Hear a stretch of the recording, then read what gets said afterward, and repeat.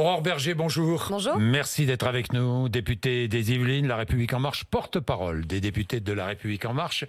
Grève à la RATP. Vous circulez comment ce matin? Vous vous débrouillez Alors, je suis partie très tôt de l'Assemblée nationale et j'avoue que je suis partie en voiture pour venir pour être sûr d'être à l'heure. Oui. Vous n'avez pas de voiture de fonction? Non, je n'ai pas de voiture de fonction. Ça m'a amusé, Sibeth Ndiaye, qui nous dit moi, je vais utiliser ma voiture de fonction et je serai de tout cœur avec tous les franciliens qui vont galérer dans les couloirs du métro. Un peu maladroit. C'est sûr que malheureusement, ça va être très compliqué pour les franciliens, on le sait. Un peu maladroit quand même. Enfin, bon. En tout cas, ce qui compte, c'est qu'on avance sur cette réforme qui est essentielle. Bon. Alors, je vais vous en parler de cette réforme. Mais auparavant, je voudrais vous parler de la RATP.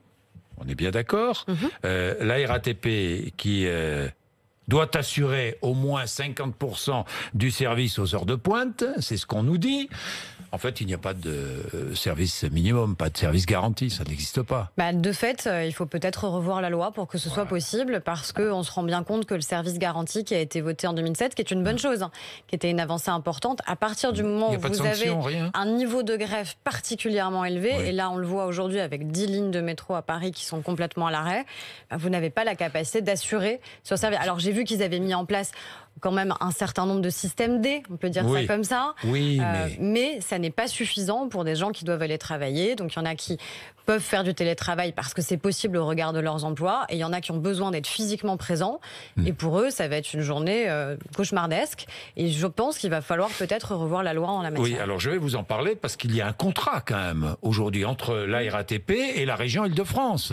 Le service mobilité de la région Île-de-France. Il y a un contrat et la région a raison, peut-être, a-t-elle raison de ne pas payer la journée d'aujourd'hui? Mais moi, ça me paraît normal. C'est-à-dire qu'il y a un service qui est dû à des usagers, que la région, en effet, contractualise, que ce sont plusieurs millions d'euros par jour, du coup, qui sont investis. Entre 5 et donc, et 7 millions d'euros. C'est légitime. C'est-à-dire les franciliens payent. Ils payent, en l'occurrence, à un pass Navigo. Les employeurs, d'ailleurs, participent à leur rembourser à 50%. Donc, à partir du moment où le service n'est pas garanti alors qu'il devrait l'être, eh bien, à la fois, il y a quelque chose qu'on devrait faire au niveau de la loi, peut-être pour renforcer les choses, et il me paraît légitime, en effet, que la région Île-de-France considère qu'elle n'a pas à payer la totalité pour une journée. Faut-il rembourser les usagers? Oui, je pense que si on peut faire une quote-part qui permette de rembourser une journée où les usagers n'ont pas pu bénéficier des transports en commun, oui, ça me paraît légitime. Bon, alors la loi, justement, faut-il restreindre le droit constitutionnel de faire grève pour permettre la réquisition du personnel dans les transports public?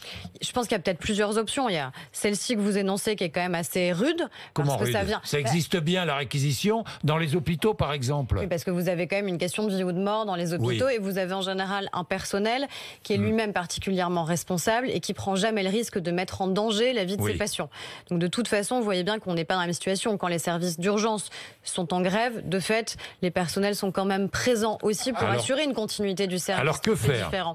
Est-ce qu'il faut qu'il y ait une déclaration préalable sur la grève qui soit vraiment largement anticipée, de manière à pouvoir prévoir beaucoup plus facilement et substituer éventuellement, et qu'il y ait des moyens de substitution peut-être prévus beaucoup plus en anticipation? Je pense qu'il faut tout mettre sur la table en tout cas, parce que ce qui se passe, non, mais vous me dites par la loi. Mais quelle loi pourrait permettre d'améliorer les choses? De fait, on a une première loi sur laquelle on peut s'appuyer, qui est celle de 2007 sur un service qui n'est pas de fait un service minimal ou minimum, qui est un service garanti. Comment pourrait-on rendre ce service non pas absent, mais réel? Alors déjà, il est exceptionnellement absent. Vous avez bien vu quand même que depuis 2007, on n'a pas du tout le même niveau. Comment imposer le service garanti? Mais je vous dis peut-être que ça peut être une déclaration qui est beaucoup plus en anticipation quand on veut faire grève et qu'on travaille dans un service qui doit rendre service aux usagers comme les transports publics, parce qu'on sait qu'on peut pénaliser des usagers, qu'on peut pénaliser l'économie de notre pays. Donc on déclare la grève avant? Il y a déjà un système de déclaration anticipée, mais peut-être qu'on peut aller plus loin en la matière, de manière à ce que les services... Pas d'autre solution. Vous évoquez une proposition qui est la plus sévère, c'est-à-dire obliger à la réquisition. Elle est faite par Valérie Pécresse. Oui, mais je ne suis pas sûre qu'elle soit de nature constitutionnelle, parce que de fait, ça veut dire qu'on justement, il faut modifier la Constitution. On rogne. Oui, mais je suis quand même attachée à la possibilité des salariés, quels qu'ils soient, et quand bien même je ne partage pas leurs convictions, à ce qu'ils puissent faire grève. Donc il faut qu'on arrive à concilier plusieurs principes. C'est souvent ça quand on fait la loi. comment on concilie plusieurs principes, en l'occurrence la liberté des Français d'aller travailler, d'aller circuler, et puis la liberté de ceux qui travaillent aussi de vouloir à un moment, pour contester, faire grève. Peut-être qu'on peut aller plus loin dans la conciliation de ces principes sans pour autant rogner sur l'un des deux. Bon, Aurore Berger, avec votre régime universel, cette réforme des retraites, ce sera la fin du régime spécial des agents de la RATP, c'est clair. Oui. C'est clair. Oui. Bon, est-ce qu'il y aura comme les pour autres eux, régimes spéciaux. comme les autres régimes spéciaux, est-ce qu'il y aura pour eux une prise en compte de la pénibilité? Alors, la prise en compte de la pénibilité, elle sera pour tout le monde. Pour tout le monde. Pour tout le monde. Déjà, Dans régime. Il faut déjà avoir bien en tête d'où on part. On part de 42 régimes de retraite différents aujourd'hui. Oui. On dit qu'il faut avoir un régime universel. Pourquoi ? Oui. Parce que les métiers ont changé. Parce qu'aujourd'hui, la solidarité qui existe et qui se fait métier par métier, il vaut mieux qu'elle existe entre les métiers. Parce qu'aujourd'hui, on a un système qui est lisible. Vous demandez à quelqu'un qui a 54, 55 ans, concrètement, est-ce que vous savez combien vous toucherez à la retraite? En général, les personnes ne sait pas aujourd'hui. Non, mais alors, en général, les personnes savent parce que c'est assez lisible. Oui, parce qu'en moyenne, on cotise à 3 régimes de retraite différents. Donc, c'est pour ça qu'il faut absolument le changer. Pour que ce soit à la fois plus solidaire entre les métiers, pour que ce soit plus transparent, pour que ce soit plus juste. Un exemple très simple. Quelqu'un qui aura gagné la même chose tout au long de sa vie. Il y en a un qui a commencé sa vie dans le secteur privé, qui finit dans le secteur public. L'autre qui a fait l'inverse. Il a commencé dans le public, il finit dans le privé. Il aura une retraite moindre que le premier. Alors qu'il aura peut-être eu le même niveau exactement de rémunération. Donc là, donc ça n'est pas public, juste. On va accumuler des points. On est bien d'accord tout au long de sa vie professionnelle. Mais comme ça existe dans le secteur privé avec le régime Agirc-Arrco, et ça se passe très bien. Oui, j'ai compris. Mais Aurore Berger, c'est la valeur du point à la fin qui va compter. Bien sûr. Qui va fixer la valeur du point? Mais c'est les partenaires sociaux qui doivent pouvoir la fixer. Alors, dans votre réforme, ce sont les partenaires sociaux qui fixeront la valeur des points. Pour moi, il y a une logique, évidemment. Est-ce que les partenaires sociaux... Mais on dit depuis le début que les partenaires sociaux doivent être les acteurs même de cette réforme. Donc ça, c'est très important. La logique, pour moi, c'est quand même que les partenaires sociaux soient pleinement associés sur la manière avec laquelle la valeur du point va être fixée. Parce que c'est bien ça qui va être l'inquiétude des Français. Mais c'est déjà le cas. Les partenaires sociaux, aujourd'hui, c'est eux qui gèrent... Donc ça ne changera pas. C'est eux qui gèrent un régime comme Agirc-Arrco. C'est 82 milliards d'euros par an. Oui, je sais. Et ceux qui, aujourd'hui, en bénéficient, qui sont à la retraite et qui touchent leur pension de retraite de la part d'Agirc-Arrco, ils n'ont pas de difficulté à le toucher. Donc ça veut dire qu'on peut tout à fait avoir un système qui est solidaire entre les métiers, qui est solidaire entre les générations, qui est plus transparent, qui est plus lisible et qui fonctionne par points. Donc les partenaires sociaux fixeront la valeur du point. Je pense qu'ils doivent être associés à cette fixation, ça me paraît évident. Alors, attendez, associés à la fixation ou est-ce que ce sont eux qui fixeront? C'est pas tout à fait pareil. Vous avez raison, c'est pas tout à fait pareil. Vous avez raison, c'est pas tout à fait pareil. Mais c'est aussi pour ça justement qu'il y a une concertation qui est engagée avec eux pour déterminer la manière avec laquelle, qui n'est pas une réforme d'ailleurs, qui est une vraie transformation du système de retraite, doit s'opérer. Ça n'est pas Avant, on jouait sur un seul paramètre. Donc, si je caricature un peu, on était de droite, on disait il faut décaler l'âge de départ, et on était de gauche, on disait il faut jouer sur la durée de cotisation. Mais déjà, c'est pas un jeu, on n'est pas là pour pousser des paramètres. On prendra en compte les deux. Il faut pouvoir prendre en compte les deux, justement pour répondre à votre première question, qui est celle de la pénibilité. Parce que si vous ne prenez en compte que la durée de cotisation, vous ne pouvez pas prendre en compte la pénibilité des métiers, vous ne pouvez pas prendre en compte ceux qui ont commencé à travailler tôt. Et donc, il faut que les deux paramètres soient évidemment pris en compte. Alors, consultation citoyenne entre fin septembre jusqu'à fin décembre, 3 mois de consultation citoyenne. On se demande que la réforme est déjà pratiquement écrite. Non, elle va être discutée. Parce qu'elle n'est pas complètement écrite, que ça mérite qu'on puisse parler avec les citoyens. Il y a un diagnostic qui va être fait. Exactement. On est bien d'accord. Diagnostic financier sur le système actuel des retraites. Avec l'objectif d'un retour à l'équilibre dès 2025. Si le système fonctionne bien, pourquoi le changer? Parce que c'est justement... Si le diagnostic nous dit le système actuel fonctionne bien. Actuel, oui. Mais sauf qu'aujourd'hui, il y a deux choses. Un, c'est pas parce que tout va bien, soi-disant, aujourd'hui, que pour autant, il est nécessaire de ne rien changer. C'est pas vrai. C'est pas vrai parce qu'en 1960, vous aviez 4 actifs pour un retraité. En 2040, vous aurez 1,5 actifs pour un retraité. Donc vous voyez bien qu'à un moment, il y a quelque chose qui risque de ne plus fonctionner. On manquera d'actifs. On manquera cruellement d'actifs. 1,5 actifs pour un retraité, tout le monde voit bien que l'équation mathématique, elle fonctionne pas.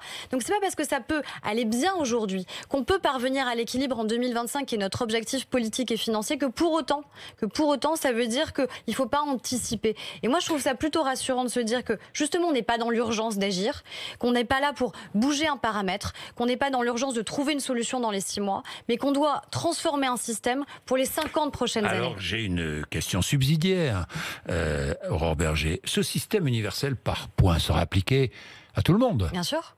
Même à vous. Évidemment. À tous les hommes politiques, à toute la classe politique, qu'ils soient députés, ministres, président de la République, journalistes ou peu importe, journalistes. On est dans le régime général. Mais la question ne se pose même pas. Et d'ailleurs, nous l'avons même anticipé. Moi, quand je suis arrivée, quand je suis devenue députée, le premier jour où j'ai été élue députée, vous faites des démarches administratives. Et on m'a dit, est-ce que vous voulez cotiser 2 fois plus? Parce que c'était une possibilité, c'était facultatif. Et donc, en cotisant 2 fois plus, eh bien forcément, on avait un régime de retraite qui était très avantageux. On l'a supprimé. On a supprimé cette possibilité de double cotisation. On a baissé, nous, députés de La République En Marche, de 37% nos pensions de retraite. De 37%. Parce que ce serait quand même très incohérent de dire aux Français on supprime les régimes spéciaux. Système. Mais c'est-à-dire que vous allez accumuler des points, mais comme vous ne restez pas député très longtemps... C'est l'objectif, c'est maximum 3 mandats. Donc vous n'allez pas... Oui, maximum 3 mandats. Donc si j'ai cotisé 15 ans, ça équivaudra à 15 ans et pas à 30 ans. 15 ans et pas plus. Non. Donc vous toucherez une toute petite retraite. Hein. Eh ben, j'espère bien que ma vie professionnelle ne s'arrêtera pas une fois que je n'aurai plus été députée. Voilà, vous cumulerez. Vous n'aurez pas... Mais comme tous les Français, j'aurais eu plusieurs métiers dans ma vie. Non, mais c'est bon à savoir, parce que là, la question est posée par les Français. Eh bien, de manière très claire, si on demande aux Français de faire des efforts, il faut d'abord qu'on se les applique à nous-mêmes. Et on a déjà baissé de 37% de nos pensions de retraite. Bon, Richard Ferrand, maintenant, pas de démission. On a entendu vos arguments des uns et des autres. Moi, je voudrais simplement, il est mis en examen, je voudrais simplement rappeler les faits très vite. 2011, il est directeur général des mutuelles de Bretagne. Il loue un local à une société immobilière qui appartient à sa compagne avec laquelle il vit. C'est bien cela, hein? Oui, c'est bien cela. Moralement, c'est acceptable ou pas? Compagne... Vous auriez fait la même chose? Mais attendez, à un moment, déjà, on ne se place pas sur le terrain de la morale. Pourquoi? Parce qu'il y a une mise en... Non, parce qu'en permanence, on veut nous entraîner sur ce terrain-là. Je suis désolée. Je connais Richard Ferrand. Je savais très bien que j'allais être interrogée sur la question. Donc je ne serais pas là. Je ne serais pas là ce matin devant vous si je n'avais pas toute confiance en Richard Ferrand. Je serais pas là. Deuxièmement, il y a une mise en examen. Oui. Une mise en examen, que ce soit pour Richard Ferrand, Jean-Jacques Bourdin, Aurore Berger, n'importe qui. Ça n'a jamais été une présomption de culpabilité, c'est une présomption d'innocence. On est d'accord. Si on change ça, si on change la nature de cela, alors, je suis désolée, mais notre système de justice, il ne fonctionne plus pour quelque justiciable que ce soit. D'autre part, si vous rappelez aussi les faits, vous rappelez qu'il y a déjà eu un premier classement sans suite. Après 5 mois d'instruction qui se sont passés, il y a eu un premier classement sans suite. Ensuite, Anticor a fait une deuxième plainte. Et qu'est-ce qui s'est passé sur la deuxième plainte d'Anticor? On a dû dépayser l'affaire. Pourquoi? Parce qu'il y avait un conflit d'intérêts qui concernait Anticor. Pas Richard Ferrand, Anticor. Donc qu'une association veuille et cherche à déstabiliser, c'est leur problème. Il y a une réalité d'aujourd'hui. La réalité d'aujourd'hui, la réalité d'aujourd'hui, il est mis en examen. La réalité d'aujourd'hui, c'est qu'il est mis en examen. Il est président de l'Assemblée nationale. Et que rien ne l'empêche d'être président de l'Assemblée nationale. Macron a beaucoup parlé de la moralisation de la vie publique. Politiquement, est-ce une mauvaise nouvelle? Moi, ça ne me fait pas plaisir pour Richard Ferrand qu'il soit mis en examen. Non. Oui, ça c'est moi certain. aussi, je comprends très bien. Certain. Oui, non mais d'accord, mais moi, politiquement, est-ce une mauvaise nouvelle? Est-ce une mauvaise nouvelle? Mais moi, j'attends. Au-delà de ce qui est légal ou pas, est-ce acceptable? Moi, je suis désolée, mais je me place sur le terrain de la justice et du droit. Et moi, j'attends avec impatience la deuxième décision de justice qui va intervenir. Et de la même manière que Richard Ferrand, je l'attends avec beaucoup de sérénité, beaucoup de détermination et en effet beaucoup d'impatience. Parce qu'encore une fois, il y a eu un premier classement sans suite après 5 mois d'instruction. 5 mois d'instruction où tout a été vérifié et il n'y avait rien qui pouvait démontrer une quelconque culpabilité. Rien. Au-delà de ce qui est légal, est-ce acceptable? Qui disait cela? C'est Richard Ferrand. Mais qu'est-ce qui est acceptable? Vous vous rappelez à propos de qui? À propos de qui? Je ne sais pas honnêtement à propos de qui. De quelqu'un que vous avez bien connu, François Fillon. François Fillon, c'était début 2017. Mais attendez, est-ce que Richard Ferrand a embauché sa compagne dans le cadre d'un emploi fictif? Non. Ce qui s'est passé, c'est qu'à un moment, la mutuelle de... Non, mais attendez. François Fillon n'a pas été condamné, il est présumé innocent. Excusez-moi, on a un certain nombre d'éléments... Vous êtes en train de le condonner, là. Non, mais on a un certain nombre d'éléments aujourd'hui qui ont démontré vraisemblablement ça. Après, en effet, vous avez raison. Il n'a pas été jugé, il est jugé au mois de février. Vous avez raison, c'est la justice qui dira... Non, vous avez raison. Vous avez raison. Vous avez raison. Je n'aurais pas dû dire ça comme cela. Vous avez raison. Vous avez raison. C'est la justice qui démontrera si oui ou non.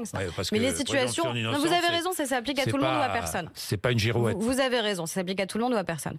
Je dis juste que dans le cas de Richard Ferrand et de sa compagne, on n'est absolument pas dans la même affaire. De la même manière, la présomption d'innocence s'applique à tous. En effet. Et je reconnais tout à fait que je n'aurais pas dû m'exprimer de cette manière. Bon, Jean-Luc Mélenchon, lui, soutient. Vous avez vu, ça vous a surpris, ça vous a étonné? J'avoue que je regarde assez peu les propos de Jean-Luc Mélenchon. Il a fait une petite itinérance en Amérique latine. C'est assez intéressant. Oui, mais quand vous soutenez Lula, si vous voulez, je ne suis pas certaine. C'est pas si mal, non? Je pense qu'on peut quand même s'interroger sur le niveau de corruption qu'il y a pu y avoir notamment avec Lula et avec Chavez, qui a notamment conduit à ce qu'on ait Bolsonaro au Brésil. Bien. Aurore Berger, la PMA, vous coordonnez le groupe La République En Marche sur cette sur cette loi bioéthique. Oui. La PMA, j'ai 2-3 questions. Ouverture de la PMA aux femmes seules, c'est acquis en commission. Nous l'avons voté. C'est voté, oui. Alors, mère et mère. Oui. On est bien d'accord au même niveau. Au même niveau. Au même niveau. Vous avez voté cela. Ce qui est essentiel, c'est-à-dire que quand vous avez un couple de femmes qui s'engagent dans un processus de PMA, il faut que les deux puissent être reconnues comme étant les deux mères. Il ne faut pas que celle qui va porter l'enfant puisse tout d'un coup se désengager du projet et dire à la deuxième, finalement, je ne souhaite plus avoir cet enfant avec toi. Et donc, la mettre dans une situation d'inégalité majeure par rapport à elle. Donc, c'est bien un couple de femmes qui va s'engager dans un processus et qui vont devenir toutes les deux au même niveau, au même moment, mère de cet enfant. Les enfants nés de GPA à l'étranger? Les enfants nés de GPA à l'étranger, on est dans une situation qui est extrêmement compliquée. Moi, à titre personnel, je suis heurtée par le fait d'aller faire une GPA à l'étranger. Je n'aime pas le terme de GPA éthique parce que pour moi, il n'y a pas de GPA qui puisse être éthique. Mais ces enfants... Mais on a ces enfants qui sont là. Oui, alors? Et donc, les enfants, ils n'ont pas à être responsables des choix qui ont été faits par leurs parents. Donc, ce qu'on va faire, la garde des Sceaux va faire, c'est une circulaire qui va bien venir repréciser les choses. Et c'est-à-dire? Celui qui est le père biologique est évidemment le père et c'est retranscrit dans l'acte d'état civil et c'est automatique pour le père. Que ce soit ensuite pour son conjoint ou pour sa conjointe, parce que ça peut être aussi un couple hétérosexuel, alors il faudra passer par une procédure d'adoption pour que le deuxième parent, donc homme ou le femme, père biologique sera reconnu automatiquement. Il est le père. C'est-à-dire que l'enfant aura un statut civique. Évidemment, on laisse pas ses enfants dans un statut civique, donc le père sera reconnu comme le père et le conjoint, homme ou femme, sera obligé d'aller reconnaître l'enfant. On est d'accord. Il fera une procédure d'adoption. Voilà ce qui va être décidé. Il fera une procédure d'adoption. Parce que si on ne fait pas ça veut dire qu'on fait comme si l'acte n'avait pas existé, comme si le recours à la GPA n'avait pas existé. Et moi, je suis désolée, mais c'est un acte qui n'est pas anodin. Et il faut à un moment qu'on n'oublie pas l'acte et la manière avec laquelle il s'est passé. Et dans le même temps, il faut évidemment qu'on ne laisse pas ces enfants dans un no man's land juridique parce qu'on est en France et parce qu'on estime qu'il faut d'abord faire prévaloir l'intérêt de l'enfant. Aurore Berger, je termine avec le bien-être animal. Ça vous tient à cœur. Oui. Proposition de loi. On est bien d'accord, il va y avoir une proposition de loi. Oui. Alors, que va-t-elle contenir? Déjà, j'attends les propositions très concrètes qui doivent arriver, et de la part de la ministre de l'écologie et de la part du ministre de l'agriculture. Ils se sont engagés à aller vite sur le sujet. C'est-à-dire? Ce qui signifie que normalement, ils se sont engagés. Que demandez-vous? Fin septembre, il y a des choses qui passent de manière réglementaire. La ministre de l'écologie peut très bien dire qu'on peut interdire les animaux sauvages dans les cirques. Elle peut dire... Vous demandez l'interdiction? Je demande l'interdiction des animaux sauvages. Ce sera dans la proposition de loi? Si ça n'est pas fait par voie réglementaire, il faudra que ce soit dans une proposition de loi. Bon, et encore? De la même manière... Il faut interdire les montreurs d'ours. On a encore vu des images terrifiantes sur ces animaux et la manière avec laquelle ils sont enchaînés. Il faut interdire enfin aussi les fameux delphinariums. Je suis désolée, mais la place d'un dauphin, place d'un orque, c'est pas dans un Marineland. Dans la loi, vous demandez l'interdiction des delphinariums. Moi, je considère que tout ce qui ne sera pas fait par voie réglementaire, alors que ça peut se faire, doit être fait par la loi et qu'on doit prendre nos responsabilités en la matière. Et encore aller plus loin sur la question de l'abandon. On est le pays, malheureusement, record en Europe de l'abandon. Il faut augmenter les sanctions de manière très claire quand on a des abandons d'animaux. On peut interdire la vente d'animaux. Dans la loi. On peut interdire la vente d'animaux en animalerie. La Grande-Bretagne l'a fait parce qu'acheter un animal, en fait, c'est pas tout à fait anodin. Donc on interdit aussi dans la loi, si jamais il n'y a pas de circulaire, la vente d'animaux en animalerie. Tous ces sujets-là. Moi, je me suis déjà exprimée sur le sujet sur la corrida. Je veux qu'on interdise la corrida aux mineurs. Je considère que ça n'est pas la place. Moins de 18 ans, plus de corrida. À voir, est-ce que c'est 16 ans, est-ce que c'est 18 ans, ça peut se discuter. C'est aussi un débat parlementaire qui doit pouvoir exister. Donc ça aussi, ce sera dans la loi. Mais moi, ce que je dis de manière très claire... Mais c'est clair, ce sera dans la loi. Écoutez, moi, je le souhaite. Et je ferai en sorte que ce soit. Vous déposerez une proposition de loi ? Avec mes collègues, avec Samantha Cazebonne, avec Loïc Dombreval, avec Corinne Vignon, avec Lauriane Rossi. On est une 50aine de députés de La République En Marche. Et je pense que ça ira bien au-delà de notre groupe parlementaire. Ce que je dis clairement au gouvernement et ce que je lui demande, c'est qu'on a pris des engagements forts sur ce sujet-là. Et qu'on doit être la majorité qui tient ces engagements sur le bien-être animal. Si c'est pas fait par voie réglementaire, si ça ne va pas assez vite par voie réglementaire, je veux qu'on le fasse dans le cadre d'une proposition de loi. Et je sais qu'il y aura de la détermination dans mon groupe pour que ça aille au bout. Alors, dernière question, Aurore Berger. Un ministère de la protection animale, vous le demandez ? C'est utile ? Je ne sais pas si c'est utile ou nécessaire. Est-ce qu'il est normal que le ministre de l'Agriculture défende aussi la protection animale ? C'est une question qui peut se poser pour savoir si ça ne doit pas être au sein du ministère, par exemple, de l'écologie, que ces sujets soient. Évidemment, disons qu'il y a aussi des sujets qui vont toucher l'élevage et donc ça peut être aussi légitime que le ministre de l'Agriculture ait son mot à dire sur le sujet. Ça peut être une compétence très partagée. On peut aussi dire qu'il y a des enjeux d'éducation. Enfin, sur ces sujets-là, c'est tous les ministères qui peuvent potentiellement être concernés. C'est le ministère de l'Intérieur qui va donner instruction aussi. C'est le ministère de la Justice. Moi, ce que je veux, je me fiche qu'il y ait un ministère ou qu'il n'y ait pas un ministère. C'est pas mon sujet. Ce qui est mon sujet, c'est qu'en tout cas, on avance, qu'on aille beaucoup plus vite parce qu'il y a des mesures qui sont simples à prendre, qui peuvent aller très vite et il n'y a aucune raison de ne pas avancer sur le sujet. Merci Aurore Berger d'être venue nous voir ce matin. Il est 8h55.